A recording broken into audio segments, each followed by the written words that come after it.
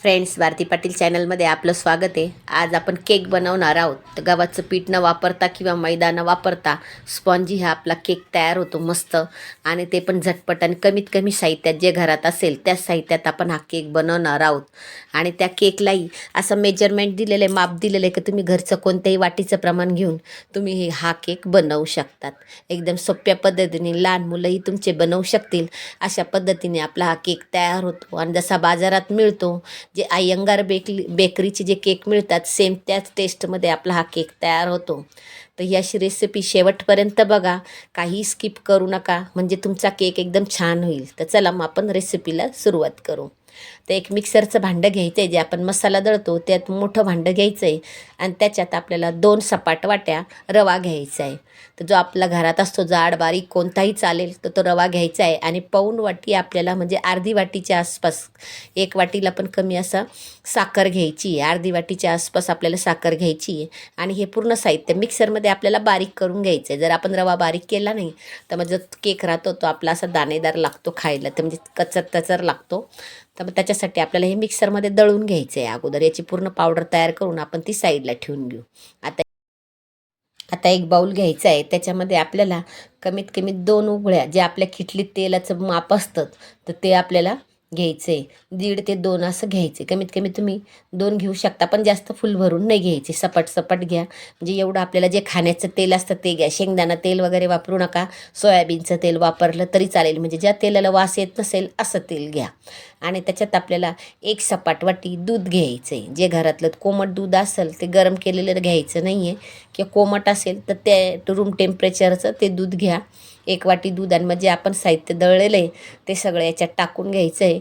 आणि पूर्ण असं व्यवस्थित आपल्याला चमच्याने किंवा व्हिस्करने हे व्यवस्थित असं मिक्स करून घ्यायचं आहे. आता हे मी चांगलं मिक्स करून घेणार आहे. आता हे पूर्ण वाटीत टाकून घेतलं आहे मी सगळं, आणि व्यवस्थित असं हलवून आपल्याला एकजीव होईपर्यंत हे चांगलं मिक्स करायचे. म्हणजे त्याच्यात आहे ना गठोळी राहायला नको. सगळ्या ज्या गठोळी राहिली तर मग तुमचा केक चांगला व्यवस्थित येणार नाही.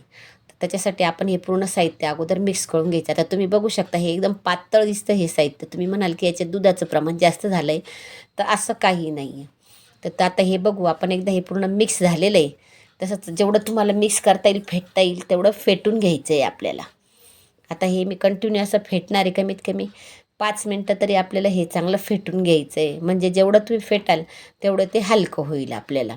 मग आता याच्यानंतर आपल्याला त्याच्यात दही असेल घरामध्ये, तर ते आपल्याला 1 चमचा दही त्याच्यात ॲड करायचं आहे. 1 ते 1.5 चमचा दही टाकायचं आहे आपल्याला. म्हणजे दह्याने पण आपला केकला छान अशी चव येणार आहे. पुन्हा मिक्स करून घ्यायचं आहे. दही आपलं चांगलं मिक्स करायचं आहे व्यवस्थित. असं जेवढं मिक्स करता येईल आपल्याला त्या पद्धतीने आपल्याला मिक्स करून घ्यायचं आहे. आता हे बघू शकता तुम्ही, दही आपलं चांगलं मिक्स झालेलं आहे. आणि मग हे जे आपण मिश्रण तयार केलेलं आहे ते कमीत कमी आपल्याला 1 तास तरी आपल्याला झाकून ठेवायचे. 1 ते 2 तास आपल्याला झाकून ठेवायचे. आता 2 तासानंतर तुम्ही बघू शकताय की मी 2 तास हे मिश्रण झाकून ठेवले. त्याच्यानंतर बघू शकताय 2 तासाने हे मिश्रण आपलं किती घट्ट झालेलं आहे बघू शकता तुम्ही. म्हणजे रवा आपला चांगला भिजले गेलेला आहे. ते भिजवायचं यासाठी आहे, कारण मग नंतर आहे ना तो रवा टचर लागणार नाही आणि तुमचा केक चांगला येणार नाही. त्याच्यासाठी आपल्याला हे 2 तास तरी भिजून ठेवायचं आहे. आणि मग नंतर जर आपल्याला मिश्रण जास्तच घट्ट वाटतं आहे तर वरून थोडंसं दूध, 2-2, 3-3 चमचे दूध टाकून आपल्याला हे मिश्रण पुन्हा मिक्स करून घ्यायचं आहे. आता हे मी थोडंसं दूध टाकून पुन्हा ते मिश्रण मिक्स करणार आहे. आणि त्याची कन्सिस्टन्सी जशी आपल्याला पाहिजे का, म्हणजे ते चमच्याने आपण वर केलं तर खाली पटकन पडलं पाहिजे, असं आपल्याला ते पातळ असं झालं पाहिजे. जास्त घट्टही नको आणि जास्त पातळही नको. हे बघा, अशा पद्धतीने आपलं हे पीठ तयार झालं पाहिजे. कारण तुम्ही जर जास्त घट्ट ठेवलं तर तुमचं केक फुलणार नाही, आणि पातळ ठेवला तर तो केक चपटा तयार होईल. तर मग अशा पद्धतीने आपलं हे पीठ तयार करायचे. तोपर्यंत मी कढई गॅसवर ठेवलेली गरम करायला. आता हे बघू शकता त्याच्यात मी आपण व्हॅनिला इसेन्स टाकून घ्यायचे. कमीत कमी 1 टीस्पून, म्हणजे एक आपला जो पोह्यांचा चमचा असतो तर त्या पोह्यांच्या चमचा एवढं आपलं त्याच्यात व्हॅनिला इसेन्स टाकायचं आहे. तुमच्याकडे व्हॅनिला इसेन्स नसलं तरी चालेल, वेलची पूड तुम्ही टाकू शकता. 1 चमच्याभर वेलची पूड टाकून घ्यायची आणि मिक्स करून घ्यायची.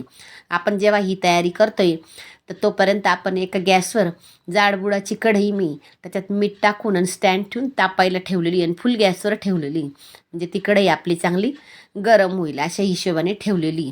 मग आता हे मी एक भांडं घेतलेलं आहे केकचं, त्याच्यात थोडंसं तेल टाकून घ्यायचं आहे आणि ते पूर्ण भांड्याला आपल्याला लावून घ्यायचं आहे. तर तुमच्याकडे असं काही भांडं नसेल तर तुम्ही चहाचं पातेलं वगैरे त्याच्यातही तुम्ही करू शकता, किंवा कुकरचे पण भांडे असतात तर कुकरच्या भांड्यातही तुम्ही हा केक बनवू शकता. आता हे तेल लावल्यानंतर आपल्याला याच्यात थोडासा कोरडाचा मैदा टाकून घ्यायचा आहे, म्हणजे आपला केक जळणार नाही आणि व्यवस्थित असा भाजले जाईल.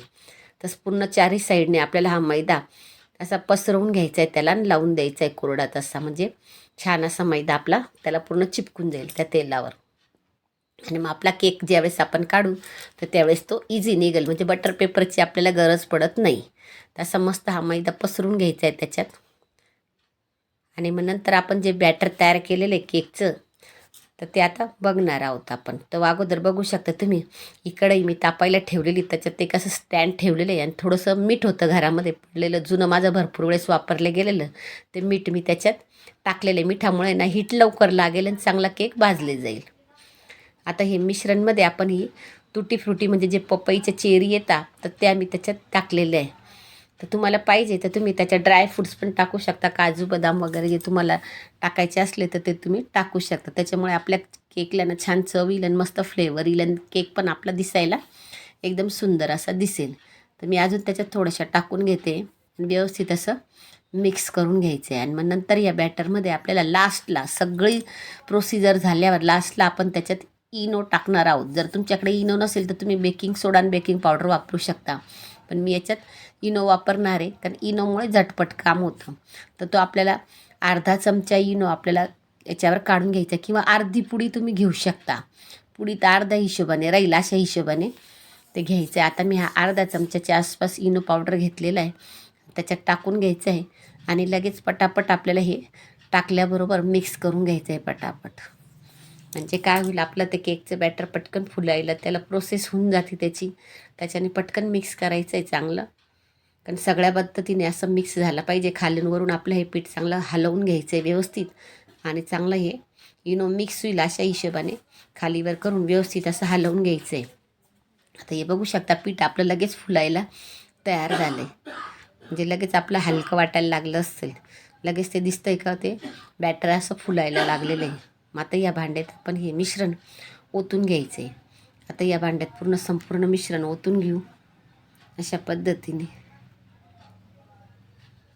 पूर्ण काढून घ्यायचं आहे हळूहळू, सगळं व्यवस्थित असं काढून घ्या, सगळं मिश्रण व्यवस्थित असं काढून घ्यायचं आहे.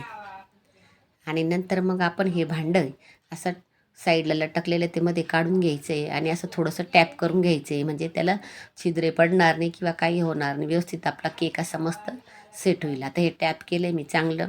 आता उचलू आपण हे आणि कढईमध्ये ठेवून देऊ. वरून थोडीशी आपण त्याला तुटी फ्रुटी टाकून घेऊ, म्हणजे त्याच्याने काय होईल, डेकोरेशन आपलं केक तर छान दिसेल आणि मस्त पण वाटेल तो खायलाही, असा अट्रॅक्टिव्ह वाटेल तो केक. आता हे टाकून घेतलं आहे मी सगळं आणि मग आता हा कढईमध्ये आपल्याला हा केक ठेवून घ्यायचा आहे. तर अशा पद्धतीने हा कढईमध्ये केक ठेवून घेऊ.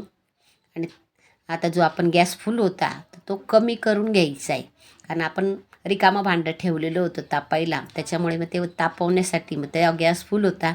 आता एकदम कमी करायचा गॅस आणि कमीत कमी 40 ते 45 मिनटं आपल्याला हा केक होऊ द्यायचा आहे. 40 ते 45 मिनटांनी नंतर झाल्यावर तुम्ही बघू शकता इतका छान फुललेला आहे तो केक, का मस्त असं बघता बरोबर खावं असं वाटेल, असा मस्त असा टेस्टी तयार होते. तर आपण चाकू घालून बघू अगोदर त्याच्यात. तर बघू शकता तुम्ही एकदम प्लेन निघतोय आपला चाकू, म्हणजे आपला केक झालेला आहे. तर अजिबात त्याला पीठ वगैरे काही चिपकत नाही आहे, म्हणजे याचा अर्थ आपला केक एकदम छान असा भाजून झालेला आहे. मग आता गॅस बंद करून देऊ आणि हा केक आपण साईडला उतरून ठेवू. थंड होऊ द्यायचं आहे, कमीत कमी 10 ते 15 मिनटं थंड होऊ द्यायचं आहे. मग आता थंड झाल्यानंतर तुम्ही बघू शकता आता याच्या साईडने अशा चाकूने आपण कडा मोकळ्या करून घेऊ. थंड झाल्यावरच करायचं आहे, घाई करायची नाही, नाही तर मग तुमचा केक गरम गरम जर तुम्ही काढला तर तो तुटू शकतो. आता एक प्लेट घेतली आणि त्याच्यावर आपलं हे भांडं पालथं करायचं आहे. तर बघा किती छान कलर आलेला आहे केकला, मस्त असा गोल्डन ब्राऊन असा छान असा कलर आलेला आहे, जसा बाजारात येतो बेकरीमधला येतो, त्या अय्यंगार बेकरीमधला जसा केक येतो तसाच आपला हा केक तयार झाला. एकदम स्पॉन्जी, दाबल्याबरोबर असं दाबले प्रेस होतोय मस्त ब्रेडसारखा एकदम असा सॉफ्ट तयार झालेला आहे. आता कापून बघू आपण. मस्त एक अशा त्याच्या पद्धतीने अशा आपण पाहिजे त्या स्लाईस आपण करून मुलांना खायला देऊ शकतो आणि स्वतःही खाऊ शकतो. असा मस्त आपला हा केक तयार होतो. तर फ्रेंड्स, आठवण करून देते, रेसिपी जर आवडत असेल तर चॅनलला लाईक, शेअर, सबस्क्राईब नक्की करा. आणि जी ही केकची रेसिपी मी बनवली आहे तर ती सोप्यात सोपी पद्धत दाखवली मी माझ्या पद्धतीने. तर तुम्ही हा रवा केक घरी नक्की ट्राय करून बघा आणि सगळ्यांना खुश करा. तर अशा पद्धतीने तुम्ही कोणतेही केक सहज घरी करू शकता. तर भेटू मग पुढच्या व्हिडिओत. धन्यवाद.